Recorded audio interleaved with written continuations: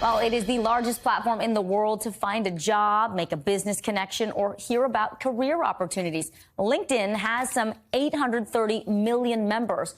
Among them, authorities say, are sophisticated criminals who make up fake profiles and target victims with investment schemes.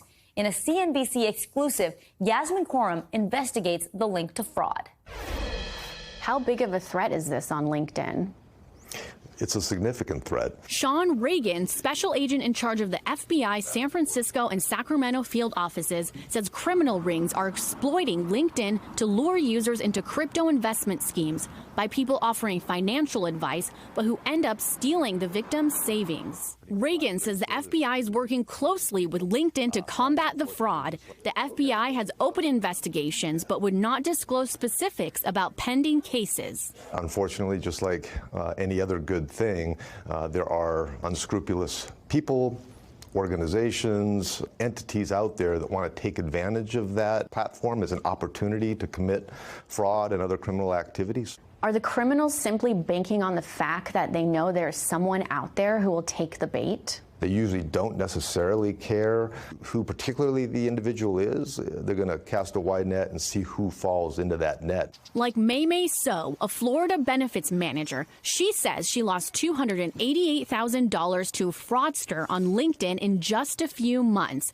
It all started with a routine request to connect with another LinkedIn professional. I never think that would happen on LinkedIn at all. Until she says that connection, which she believed to be a friend offering solid financial advice, convinced her to buy Bitcoin, using first a real investment platform and then eventually moving all her funds to a site controlled by the fraudster.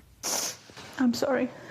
Because the money that I save, every single dollar, I earned that with my own pain and hard working. It hurts. The company acknowledges there's been a recent increase in fraud, saying we enforce our policies, which are very clear. Fraudulent activity, including financial scams, are not allowed on LinkedIn. We work every day to keep our members safe against fake accounts, false information, and suspected fraud. That's small comfort to other victims. I lost $700K. I lost 1.6 million. I lost 1.3 million. Mine was 189,000. Mine is 300,000.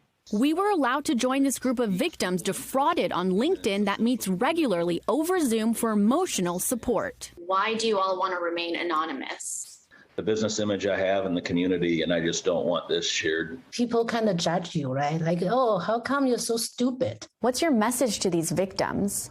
I would say to the victims that it's not their fault that they were victimized. It's the perpetrator's fault. It's the criminal's fault. And they spend their nights and days thinking about ways to victimize and defraud people.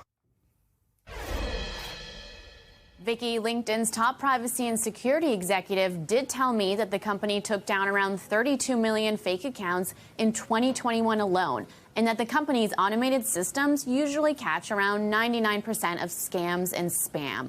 Now, as for May So, a reversal in fortune. Just this week, she landed her dream job, and she found it on LinkedIn. Well, that is good news, but my goodness, she lost almost $300,000. Those other folks that you talked to, there is this stigma, this embarrassment, but I'm glad they went on to speak about those incredible losses. This is a really eye-opening investigation. Talk to us about what the authorities are saying in terms of where these fraudsters are operating from, and frankly, how likely is it that they will face any consequences? Right. So the Global Anti-Scam Organization tells me that it's traced many of these fraudsters to boiler rooms in Southeast Asia, although the FBI confirms these criminals operate all around the world and they have active investigations into cases.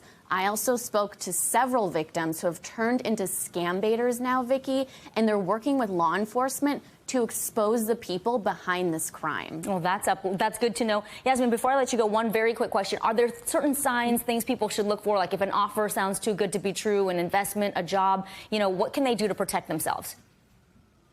Right. We spoke to LinkedIn about this. They told us that, if somebody asks you to step off of the platform and talk to them on another messaging app, that's a red flag.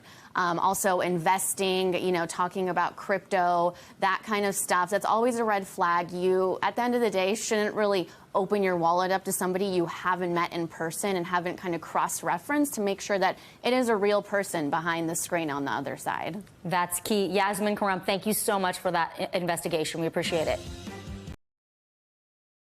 Thanks for watching our YouTube channel. Follow today's top stories and breaking news by downloading the NBC News app.